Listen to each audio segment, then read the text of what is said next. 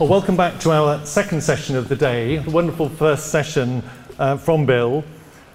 For many of you, I'm sure, John Lennox needs no introduction. He's Professor of Mathematics at the University of Oxford and Fellow in Mathematics and the Philosophy of Science at Green Templeton College.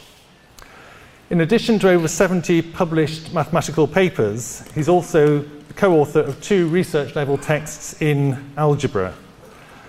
In addition to what I think, he also seems to collect doctorates like Bill. I think I counted 3, but my maths isn't as good as his. And he also has a master's degree in bioethics. Despite all of that, some of us might say, he is again a great communicator of the Christian faith. He's written and spoken extensively on the relationship between science and Christianity. Again, his books are available on the bookstall. God and Stephen Hawking, a fairly small book, great response though to the grand design, Stephen Hawking's work, and dealing with a topic that he'll be speaking on in just a moment. And a book published just this year, Gunning for God, Why the New Atheists Are Missing the Target. Those plus other books are available on the bookstall. Now, if I may be so bold as to suggest that Professor Lennox has achieved something that Professor William Lane Craig has not, and that is a one-to-one debate with Richard Dawkins. During that debate, Richard Dawkins conceded that a reasonable case can be made for a deist God. And that's quite an admission coming from the author of The God Delusion. You can catch it on YouTube if you want to, or on Be Thinking. In addition, that discussion time between Professor Lennox and Richard Dawkins seems to have convinced Richard Dawkins that he should not engage in further discussions with Christian apologists. Hence, as we've seen over the lead up to this tour, and even over the last couple of days, his continuing refusal to debate with Professor Craig. John, we are delighted to welcome you to the conference today, and we look forward to hearing more on Stephen Hawking and the grand design. Please welcome Professor John Lennox.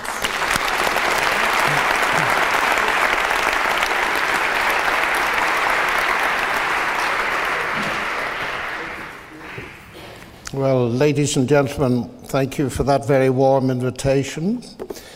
Now that we've settled the question of the existence of God, I suppose it only remains to settle the probable existence of Richard Dawkins. And I'm reliably informed that there's a bus running around Oxford suggesting that he might not exist. It is a pleasure to be asked to be with you and to join in this fascinating week when Bill Craig has been touring the country talking about the existence of God. And my brief is to talk to you about probably the most powerful scientific voice that has been added to the atheist choir. And that is the voice of physicist Stephen Hawking. Around the world, the headlines were full of it. Stephen Hawking says physics leaves no room for God, and so on and on with many variations. And these headlines were referring to the publication of his book co-authored with Leonard Mlodinow entitled The Grand Design. That book went straight to the top of the bestseller charts. And of course, the public confession of atheism by a man of such high intellectual profile as Hawking had the instant effect of ratcheting up the debate by several notches. What are we to think of it? Because it certainly has disturbed many people, particularly young people. One young man wrote to me and he said he recalls the shock of stopping at a filling station and reading on the hoarding, physicist Hawking says, physics has no room for God. He was a Christian. And he said to himself, well, what chance have I of entering into this debate? And he said the actual effect of reading that was visceral. And it seems to me, therefore, that it is enormously important at all levels to address these questions. Because whether we like it or not, science has an immense cultural authority in our society today. And I enter these debates with some reluctance, because one of the characteristics of this whole debate is that we tend to be operating in fields beyond our own professional competence. And I shall have to do that today. I am a professional pure mathematician. That is my field. But of course, these things go beyond science, as we shall see in a moment. And that is why I made a small attempt to respond to Hawking. If he pronounces that there is no God in the name of physics, does it mean that all theologians should resign their chairs forthwith? All church workers hang up their hats and go home? Is it really true that the grand master of physics has checkmated the grand designer of the universe? Now, it is an immense claim to have banished God. After all, the majority, I suppose, of scientists, particularly in the past, have believed in him, and many of us still do. Were Galileo, Kepler, Newton, and Maxwell, to name just a few, really all wrong on the God question? Now, Stephen Hawking is without doubt the world's most famous living scientist. He was a little ahead of me at Cambridge. He is light years ahead of me in his intellectual capacity. And he has recently retired from the Lucasian Professorship in Cambridge, a chair held once by Sir Isaac Newton. His academic distinction has been stellar, and he has been an outstanding symbol of fortitude, having suffered the ravages of motor neuron disease for over 40 years. During many of these, he's been confined to a wheelchair with his only means of verbal communication a specially designed electronic voice synthesizer. And of course, his voice is instantly recognizable all over the world. He has explored with many colleagues and students the frontiers of mathematical physics, and most famously, perhaps, the counterintuitive mysteries of black holes. His work has led to the prediction of Hawking radiation, and if that were verified experimentally, he would probably win the Nobel Prize. So we're talking about a very, very intelligent person. His runaway bestseller, A Brief History of Time, once described as the most unread book in history, because many people did not succeed in getting beyond page 2, brought the recondite world of fundamental physics to the coffee table, and that book was followed by several others in the same vein. And of course, these books, as they deal with the origin of the universe, inevitably consider the question of the existence of a divine creator. And perhaps very cleverly, in his book A Brief History of Time, Hawking left the matter tantalizingly open by ending with a much-quoted statement that if physicists were to find a theory of everything, that is, a theory that unified the four fundamental forces of nature, we would know the mind of God. All that reticence has disappeared in the book The Grand Design. He challenges belief in divine creation. According to him, it is the laws of physics and not the will of God that provide the real explanation as to how the universe came into being. The Big Bang, he argues, was the inevitable consequences of these laws. And the central statement of the book is this: because there is a law such as gravity, the universe can and will create itself from nothing. Now, the very title, The Grand Design, of course, suggests to us the existence of a grand designer, which is actually what the book is designed to deny. Hawking's grand conclusion, then, is that spontaneous creation is the reason there is something rather than nothing, why the universe exists, why we exist. It is not necessary to invoke God to light the blue touch paper and set the universe going. Now, I want to make it clear, ladies and gentlemen, that I do not wish to engage specifically with Hawking's science.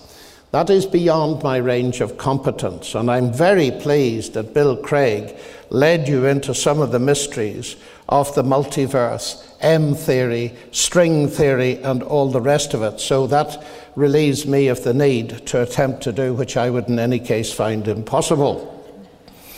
What I'm interested in is what he deduces from his science. And that, of course, is the thing that affects us all. And the book tantalizingly opens with a list of the big questions that people have always asked. How can we understand the world in which we find ourselves? How does the universe behave? What is the nature of reality? Where did all this come from? Did the universe need a creator? And when you read a list of questions like that, written by such a distinguished scientist, you get, as I did, very excited. Here we're going to listen to a world-class mathematical physicist give his insights on some of the profoundest questions of philosophy and metaphysics. Now, if that's what we expect, we're in for a shock, because in his very next words, Hawking dismisses philosophy. Referring to his list of questions, he writes, "Traditionally, these are questions for philosophy, but philosophy is dead. It has not kept up with modern developments in science, particularly in physics. As a result, scientists have become the bearers of the torch of discovery in our quest for knowledge." Now, this is an incredible statement for anybody, let alone a scientist, to make, because you only have to read the book to see that it is a book about philosophy. And a book about philosophy and metaphysics that states at its beginning that philosophy is dead immediately sets alarm bells going if you have any notion of the basic philosophical issues. It is, of course, unwarranted hubris, dismissing philosophy, which is a discipline very well respected and represented at Hawking's own University of Cambridge, and I presume at Mlodinov's as well. And I wish to suggest that this book constitutes very disturbing evidence that at least two scientists, Hawking and Mlodinov, not only have not kept up with philosophy, but they do not appear to understand much about it. Bearing out Einstein's very perceptive comment that the scientist is a poor philosopher. Now, I'm well aware that people who live in glass houses shouldn't throw stones, and that epithet and descriptor may apply to me, but that's for you to judge. But I shall proceed at the level of the public understanding of science, which, if you recall, was Dawkins' chair at Oxford. What are we, the intelligent public, to make of this kind of thing? But first, a comment on that remark that scientists have become the bearers of the torch of discovery. That's very close to the view that we call scientism, the notion that science is the only way to truth. And that conviction really characterizes many of the new atheists, particularly Richard Dawkins and now apparently Stephen Hawking. Nobel laureate Sir Peter Medawar pointed out some time ago the danger of this scientistic view in a wonderful book called Advice to a Young Scientist. He said, "There is no quicker way for a scientist to bring discredit upon himself and upon his profession than roundly to declare, particularly when no declaration of any kind is called for, that science knows or soon will know the answers to all questions worth asking, and that questions which do not admit a scientific answer are in some way non-questions or pseudo-questions that only simpletons ask and only the gullible profess to be able to answer." Medawar goes on to say this: "The existence of a limit to science is made clear by its inability to answer childlike elementary questions having to do with first and last things, questions such as, how did everything begin? What are we all here for? What is the point of living?" And he adds that it is to imaginative literature and religion that we must turn for the answers to such questions. Francis Collins is equally clear on the limitations of science. Science is powerless, he says, to answer questions such as why did the universe come into being, What is the meaning of human existence? What happens after we die?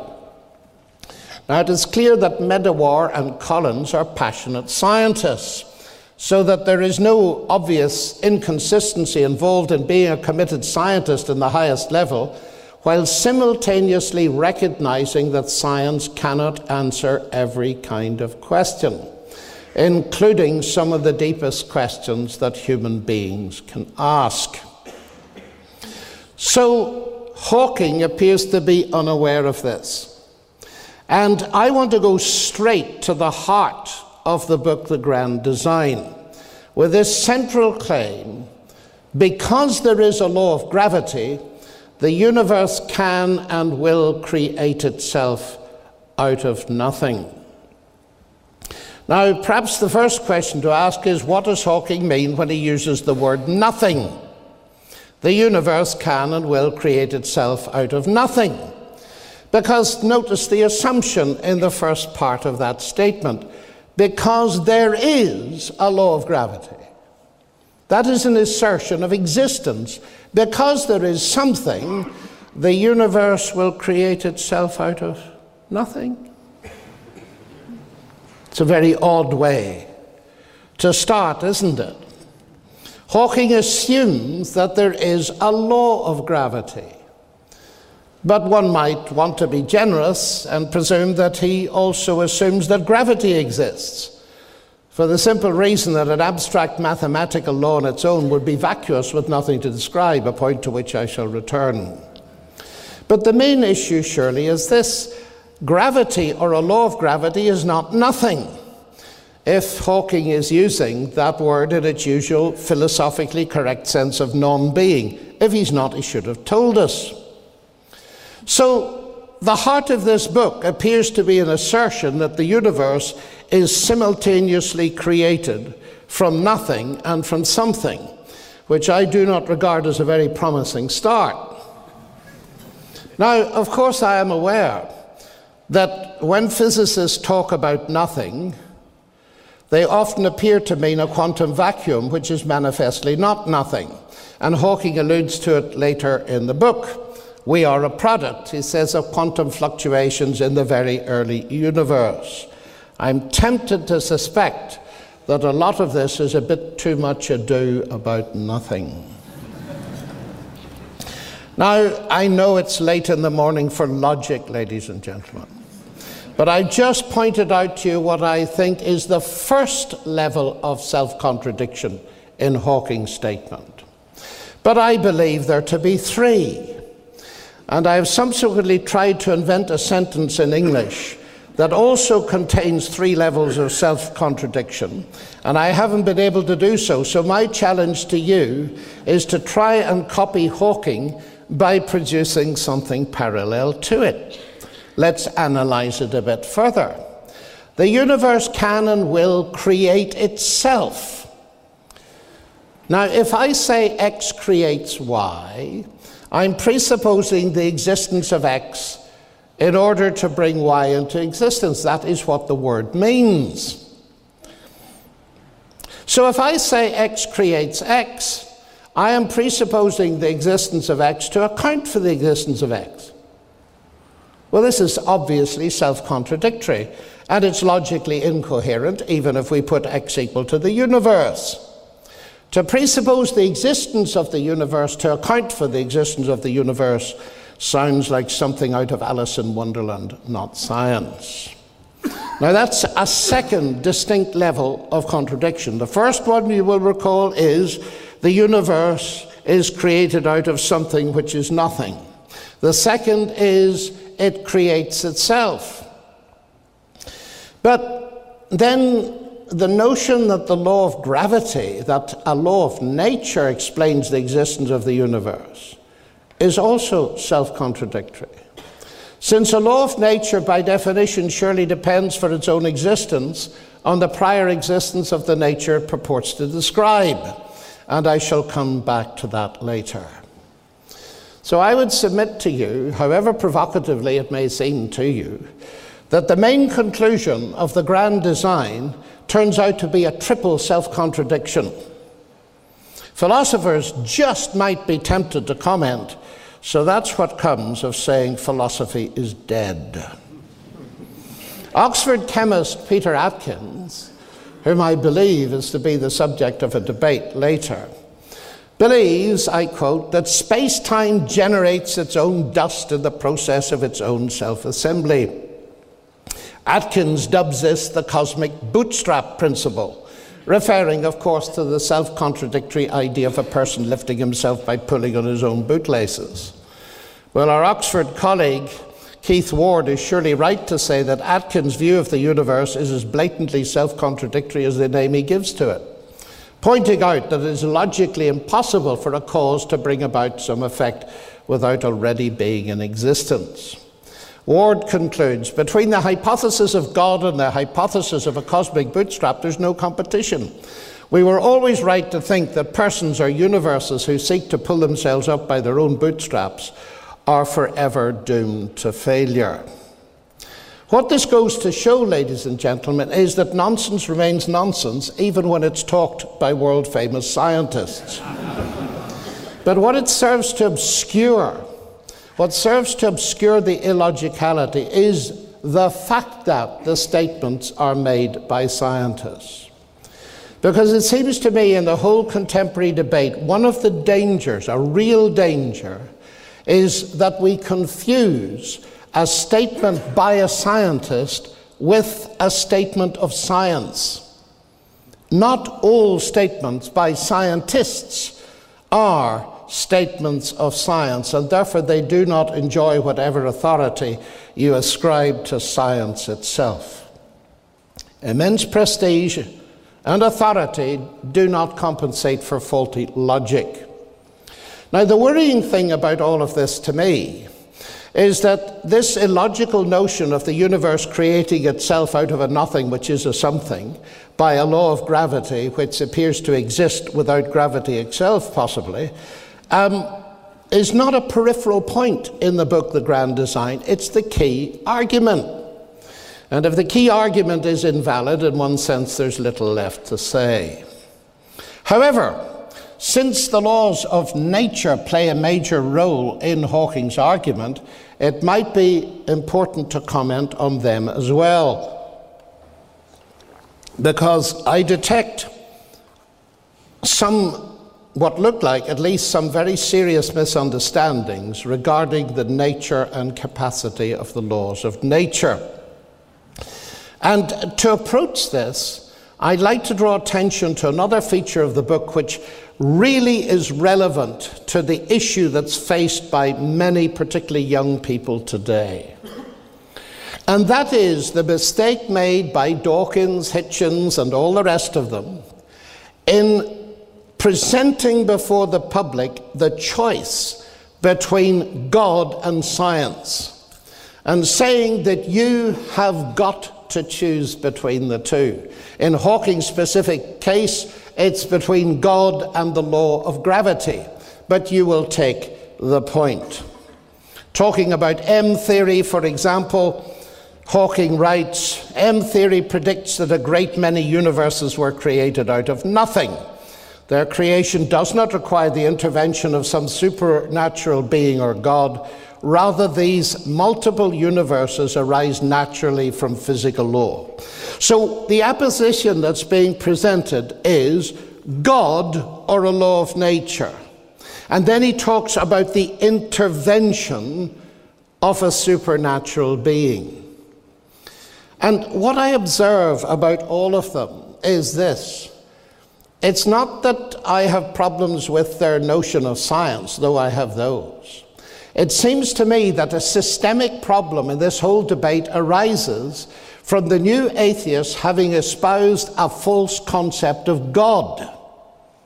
And it's well worthwhile when reading their books to ask, what sort of God are you actually talking about? Let's listen carefully to Hawking's concept of God.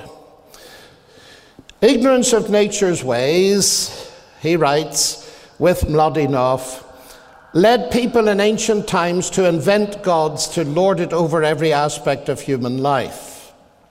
They then suggest that this began to change with Greek thinkers like Thales of Miletus about 2,600 years ago. The idea arose that nature follows consistent principles that could be deciphered. And so began the long process of replacing the notion of the reign of the gods with the concept of the notion of a universe that is governed by laws of nature and created according to a blueprint we could someday learn to read. In other words, if you update that a little bit, Hawking's notion of God is of a God of the gaps who can be displaced by scientific advance.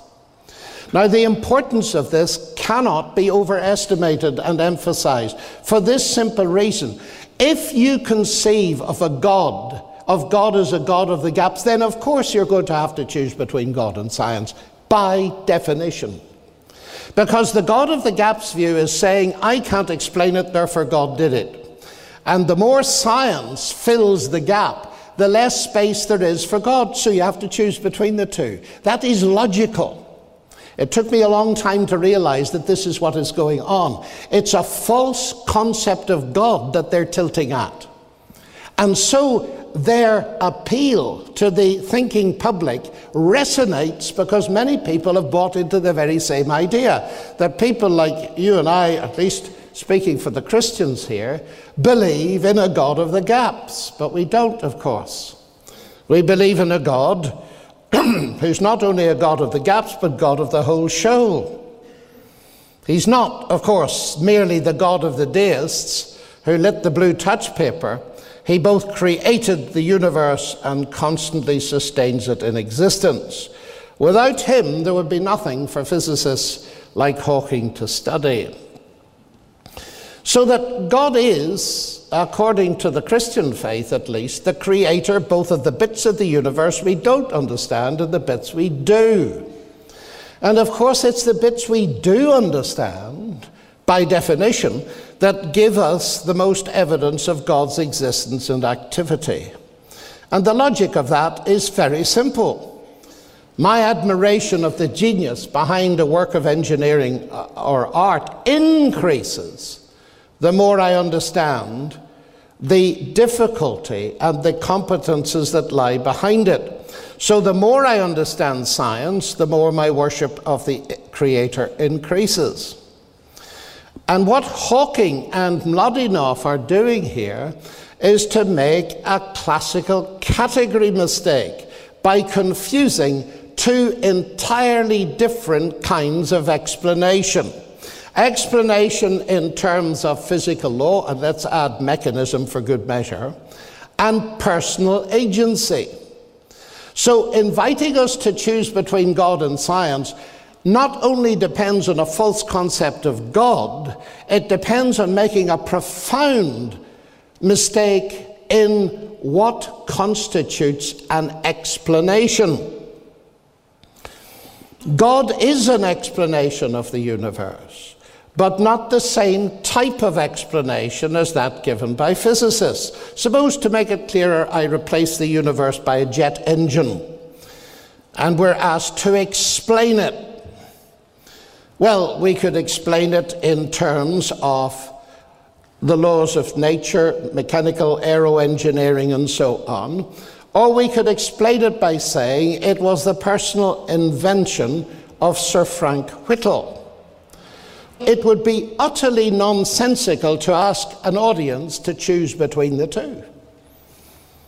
Do you accept that the aero engine came about by, I suppose, unguided natural processes arising from the laws of physics, or by Sir Frank Whittle's inventive genius? And you would say that's absurd. To give a complete explanation, which is not merely a scientific explanation, you of course need both. I find school children can follow this. I find Dawkins cannot. I wonder why there is a difference. Perhaps I'm scared now that he's descended to writing books for school children. But anyway, this seems to me to be immensely important. That God as an explanation is not the same kind. I think it was Richard Swinburne who once said, "I do not deny that science explains, but I postulate God to explain why science explains." God is, in that sense, the ground of all explanation. And so at that level, the explanations are complementary. And it is noteworthy that this category mistake that Hawking, following Dawkins, makes was not made by Newton, at least not in the context of the law of gravity. Because when Newton discovered the law, he did not say, "Now that I have the law of gravity, I don't need God." What he did do was write Principia Mathematica, the most famous book in the history of science, expressing the hope that it would persuade the thinking man to believe in God. But there's more to be said. The laws of physics can explain how the jet engine works, but not how it came to exist in the first place. It is self-evident that jet engines could not have been created by the laws of physics on their own. That task needed intelligent input, creative engineering, the work of Frank Whittle. But not even the laws of physics, plus the creative genius of Frank Whittle, could produce a jet engine. There needed to be some material stuff subject to those laws that could be worked on by Whittle. Matter, ladies and gentlemen, may be humble stuff, but it isn't produced by laws. Now, the jet engine can help us further, because it helps us to see where some of the possible limits of science are. And as one of the general points is often made, people say that science, generally speaking, asks the how questions: how does the jet engine work? Or the why question regarding function: why is this pipe here and why is that one there? But it doesn't ask or answer the why questions of purpose. And of course, that is why Whittle himself will not normally appear in any lectures one might give on aerodynamics. You see, as a mathematician, I'm often faced with Laplace's famous statement to Napoleon when Laplace, a brilliant French mathematician, had presented his book to Napoleon, and Napoleon said to him, "And where is God in this?" And Laplace's reply was, "Je n'ai pas besoin de cette hypothèse." I don't need that hypothesis. And of course, he was dead right. If I'm explaining how a projectile moves in a parabolic orbit in a vacuum under gravity, I don't mention God either. But if I were asked, or if Laplace had been asked, why is there a universe at all which obeys these laws, he might have had to mention God, mightn't he? He was answering the right question, of course, with the right answer. As to its relevance to the existence of God, it has, of course, none. And of course, that is what many scientists and others do with God. They define the range of questions which science is permitted to ask in such a way that God is excluded from the start, and then some of them go on to claim that science proves that God is unnecessary. That is very curious, a bit of logic, isn't it? And they often fail to say that it is their assumption, their atheist worldview, not science as such, that excludes God. I hope you've noticed, by the way, ladies and gentlemen, that the scientists didn't put the universe there. Indeed, I'm often tempted to reflect, because it keeps one humble, that any scientist studies a given with a given. The universe is a given. The human mind is a given. So we ought to be humble enough to realize that what we're doing is studying a given with a given. But if scientists didn't put the universe there, neither did their theories, nor the laws. And yet Hawking seems to suggest they did. Is the unified theory so compelling, he wrote in A Brief History of Time, that it brings about its own existence? There's the self-contradictory self-reference again. Now, much as I find it hard to believe, Hawking claims that all is necessary to create the universe is the law of gravity. And when he was asked on Larry King Live, which I believe is an American TV program, where gravity came from, he answered, M theory. So gravity comes from theory. That's where it comes from. Well, to say that a theory or a physical law could bring anything into existence is surely to misunderstand what theory is. Scientists construct theories involving mathematical laws to describe natural phenomena. But on their own, those theories and laws cannot cause anything, let alone create it. It's delightfully ironic, isn't it, that it was none other than William Paley who pointed this out a long time ago. He's speaking of the person who just stumbled on a watch on the heath, the famous story. He says that such a person would not be less surprised to be informed that the watch in his hand was nothing more than the result of the laws of metallic nature. It is a perversion of language to assign any law as the efficient operative cause of anything. A law presupposes an agent, for it is only the mode according to which an agent proceeds. It implies a power, for it is the order according to which that power acts. Without this agent, without this power, which are both distinct from itself, the law does nothing, is nothing. And surely that is obvious from Hawking's own examples. The very first example he gives us of physical law is this. The sun rises in the east and sets in the west. That is a law. It is an observed regularity in that sense. It is descriptive and predictive. But the law that the sun rises in the east or sets in the west doesn't move the sun, and it certainly didn't create the sun, did it? So the very example the man gives, Newton's law of motion, have never in the whole of the history of the universe caused a snooker ball to move over a table. It's a person with a cue that does that. The laws will describe, at least for the first couple of bounces before chaotic effects set in, what's going to happen. But laws don't cause anything nor create anything. So what can Hawking possibly mean by saying the universe arises naturally from physical law? Paul Davis, with whom I had a very interesting debate, which you can hear on Be Thinking, says there's no need to invoke anything supernatural in the origins of the universe or of life. I have never liked the idea of divine tinkering. For me, it is much more inspiring to believe that a set of mathematical laws can be so clever as to bring all these things into being. Well, I've never liked divine tinkering is not exactly a scientific evaluation. I have not liked. And incidentally, Sir Martin Rees, who was quoted earlier, he says people like John Polkinghorne like the explanation of a creator. I prefer the multiverse. We're out of science here, ladies and gentlemen. We're talking about preference. And you will notice that Paul Davis said, I don't like the idea of divine tinkering. So you describe the thing in such a way as to make it sound pejorative and negative and trivial, and then you dismiss it. This isn't science. But it's amazing, because he says he likes the idea that a set of mathematical laws could be so clever. Once I had a little conversation with Peter Atkins. I'm sure he wouldn't mind me telling you. If you want to see a lengthy debate between me and Atkins, it's on YouTube somewhere.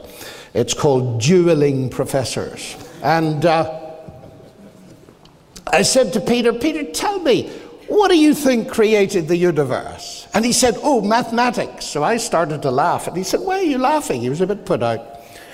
I said, well, Peter, I'm a mathematician, and that must be the silliest statement I've ever heard in my life. And he said, why? Well, I said, Peter, 1 and 1 make 2. Did that ever put £2 in your pocket?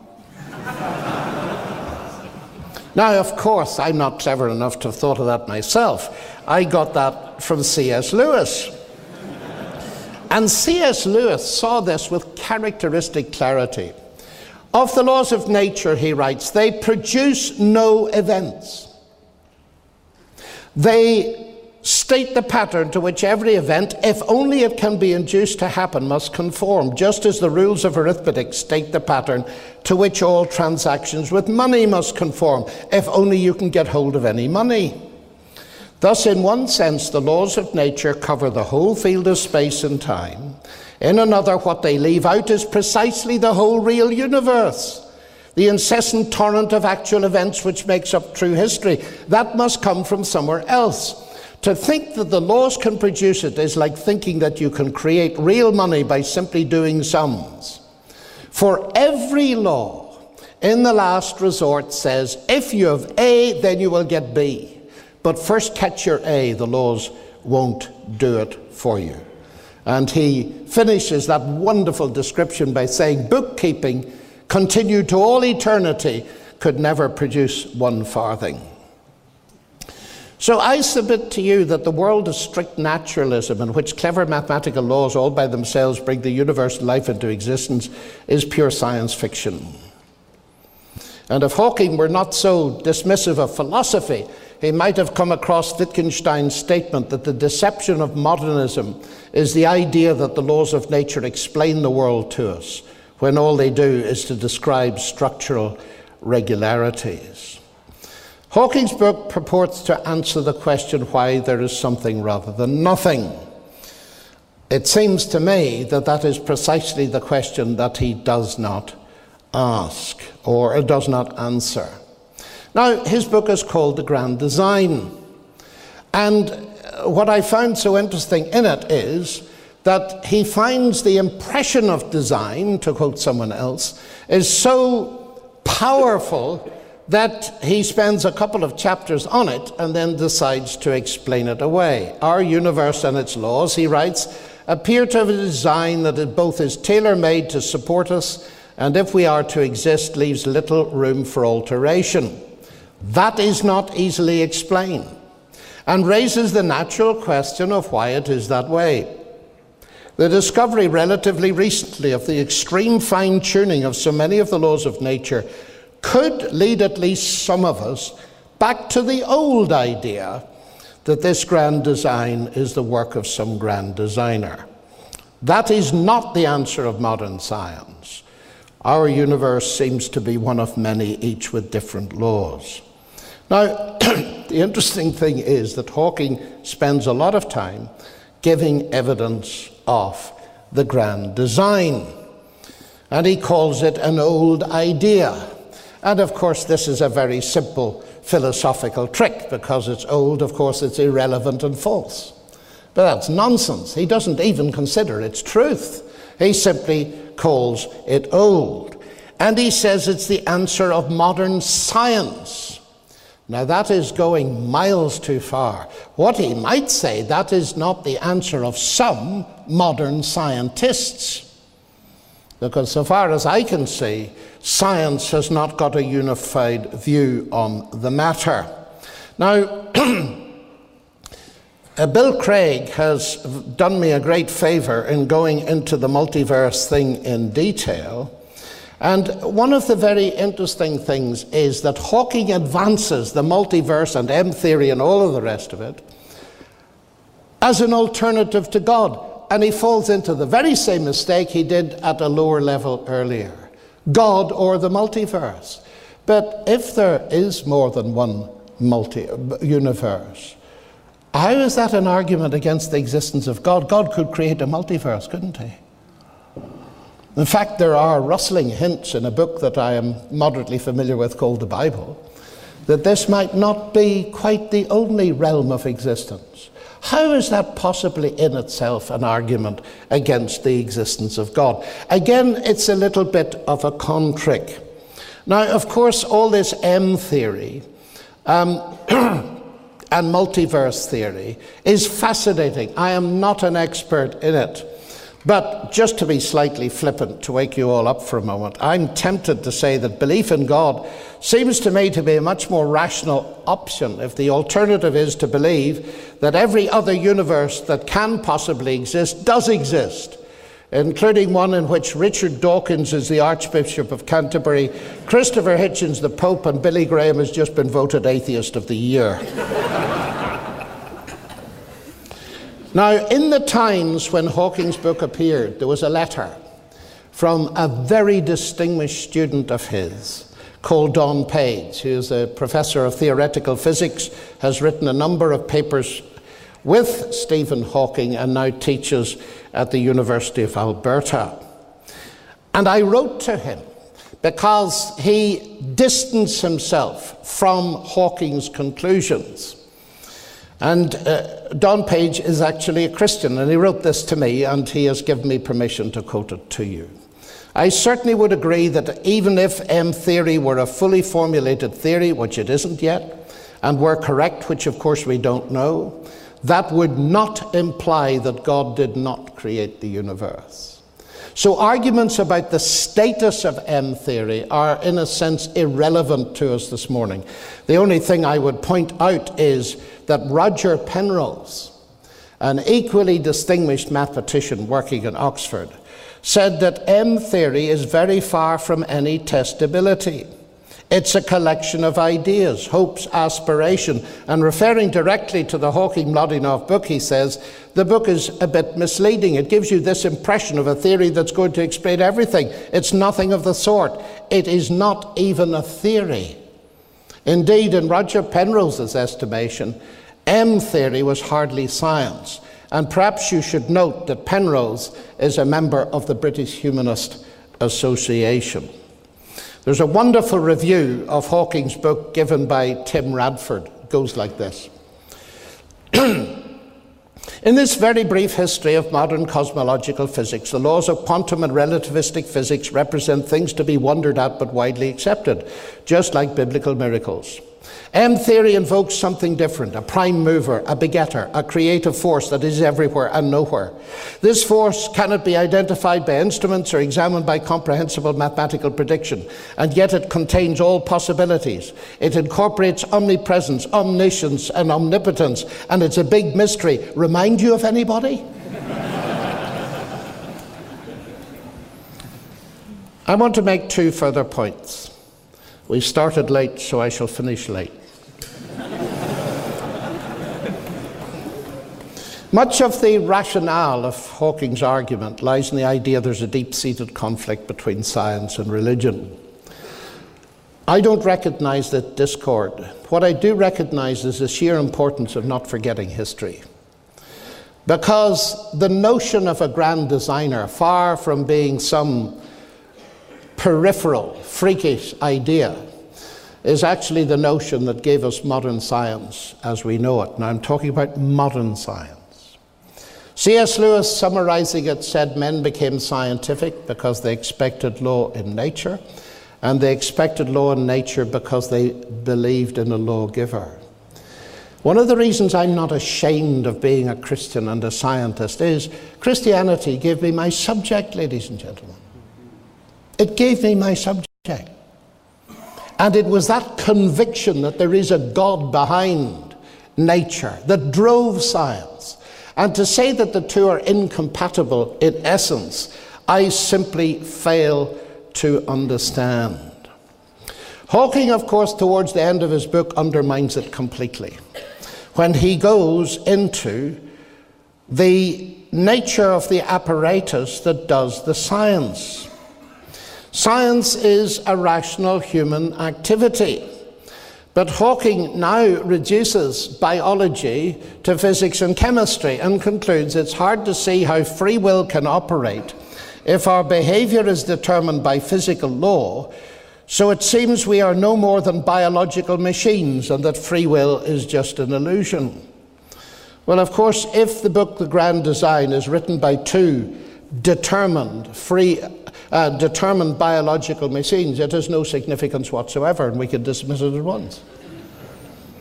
It is amazing to me how the reductionism of the new atheism undermines not Christianity, of course it undermines that, but it undermines the very thing we need to hold on to do science. And that is the objective belief in the rational intelligibility of the universe out there. And secondly, the belief that rational intelligibility exists. That is, that the human mind in here can, to a certain extent, understand the universe out there.